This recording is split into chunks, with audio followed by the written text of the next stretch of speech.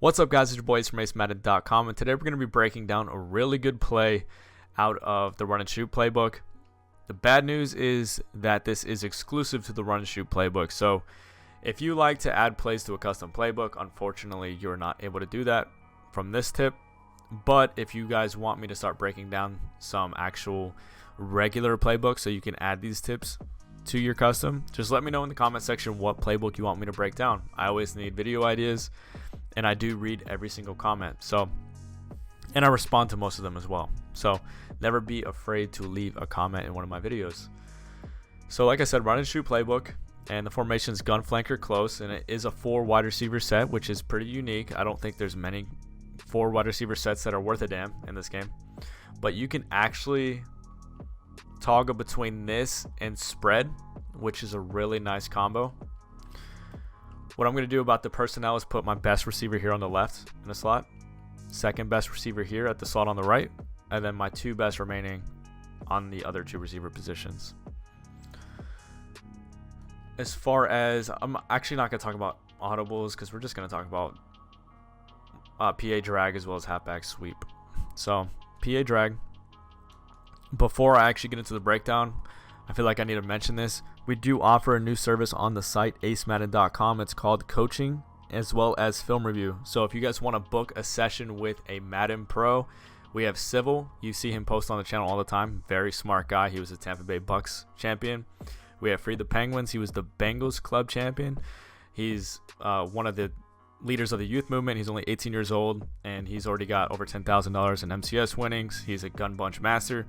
And then we have D. Croft, who is the Seattle Seahawks club champion. He posted a video on here not too long ago, and he is considered the best in the world at stick work. So if you guys want to book a session with one of those guys, the link is in the description. It's called acemadden.com/coaching.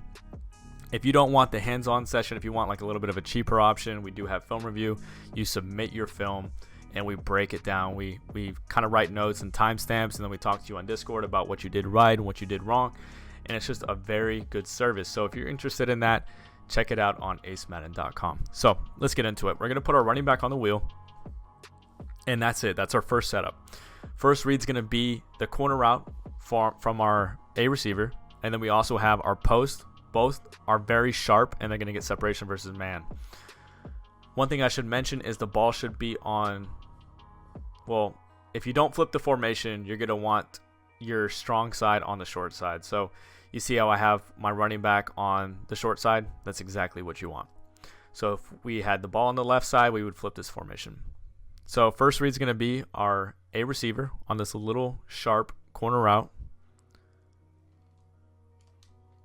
Go ahead, click on a possession, catch that. DK Metcalf is there on purpose right now. He doesn't have very good route running, but he is a physical freak.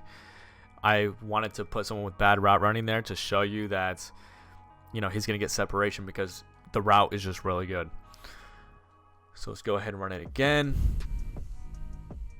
I'm surprised the linebacker stayed with him like that, but you're still going to be able to click on and make that play. So anytime you see like a cover 3 or cover 1 shell, oh, he dropped it. Anytime you see a cover 3 or cover 1 shell, you're going to know it's going to be a completion.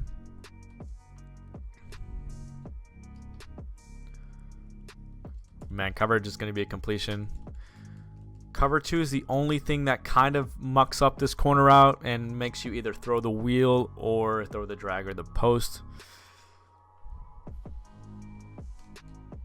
Go ahead, throw it to the drag, rack it. Hopefully you got a little bit more speed than that. I think he's like 90, 91. You can also, so you can look at the post. The post is going to get open versus pretty much anything. A user will usually take that away because that's kind of user territory. So, but anytime you see the single high safety, if they do not user that corner route, it's going to be open. So just watch. I just know it's going to be open. That's the beauty of this play. It's just a very easy read for a big gain. Anytime you see a defensive look where they kind of mug the gap, so like this, the double A gap or big time 1-4-6, you can audible the halfback sweep, and I recommend running the halfback sweep. You can run it like this, or you can motion your outside receiver on the right to the left. For now, I'm just going to run it like this. And that was just a really good block shed. But if you look, the blocking is really good out of halfback sweep. We get everybody accounted for. And it's just overall very good blocking. We leave the outside guy unblocked. And if we motioned this outside receiver over, like this, probably shouldn't have done it like that yet. I'll show you another setup in the meantime. We'll zig this guy and we'll hopefully don't catch it like that. That was awful animation, and you shouldn't catch it like that either. You probably want to rack that. So with the sweep, if you motion this guy over, you get a numbers advantage. Now we did have the guy, he's in man coverage or some kind of man align, and doesn't give you the numbers advantage, but it's still really good blocking. This, do not forget about this sweep. This sweep is worth using. So anytime you see them mug the gaps, except for maybe 3-4 odd. 3-4 odd, it might be a bad idea to run that sweep. So run this one a few more times. And then I'll show you a couple more setups. So right here, we see the single high safety. We know that corner route is going to be open unless they user it. It's very simple. So just like that. If they click on, they can maybe break that up, but they cannot pick it. So right here, they're mugging the gaps. Let's go ahead and run the sweep. We're going to motion this guy over. Hopefully we get better blocking this time. So just like that, we are going to get a big gain. So let's talk about a couple other setups. So the two money routes are obviously the post and the corner. You don't have to use both. So the thing is, the post is usually, in this setup, the original setup, the post is usually going to be open in the middle of the field. But once he crosses, you know, it's going to be a lot harder for him to be open because deep zones are going to be, you know, ready to jump on it. So what you can do is something more like this, and this is going to allow you to clear out zones, have a high-low read with the drag, and there we go. There's our post. He's going to be open. I do like to do it like that, where I motion out the drag just a little bit. That's going to give you a little bit better spacing with the high-low between the drag and the post. Perfect time to run the sweep, of course. You see those gaps are mugged a little bit. Well, not a lot of bit. I mean a little bit, a lot of bit. They're pretty much completely clogged. And there's our touchdown. So remember, mug the gaps, run the sweep. So right here, this is probably like a man blitz. So usually what I like to do versus man is I'll block the running back and then I'll motion block my receiver here. So I'll go ahead and snap it right about there.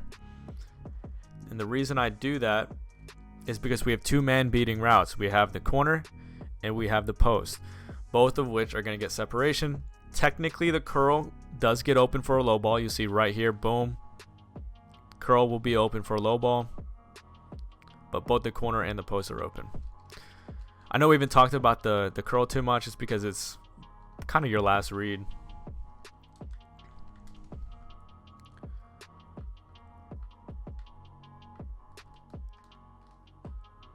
I think he got kind of pressed or pushed around a little bit. That's why it took a while for that to develop. Remember, we do have this set up as well. Go ahead and motion this guy over and zig him. Zig's usually going to be open just like that. If they're playing hard flats, the zig will be open immediately and then it will be covered, but then the curl will be open.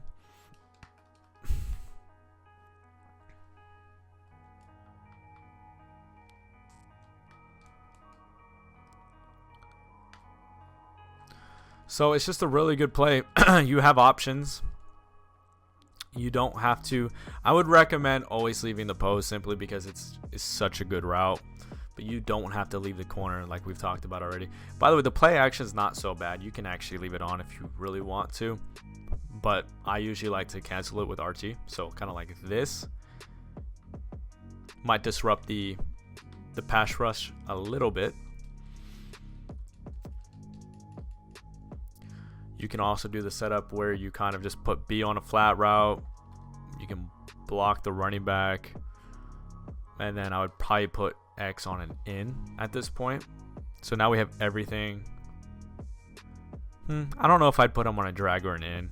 Let's actually put him on a drag. I want him to come over a little faster. So just like this.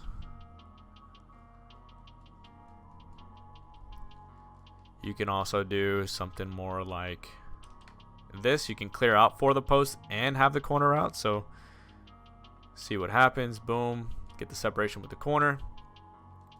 And if they cover that, it doesn't matter because the post and the drag are still coming backside. So kind of like this. Now the defender is kind of close, the one that's covering the corner when he gets over there. So just we'll quickly look at that. He gets kind of close. So he can, you know, kind of disrupt that. So be a little careful doing this setup. But I mean, it can work. And we have separation on the drag as well, which is nice. So that's pretty much the play, guys. I hope you enjoyed that breakdown. If you did, drop a like. It helps our channel grow. We're only like 100 subscribers away from 10,000 subs, by the way, which is pretty crazy. You guys are amazing.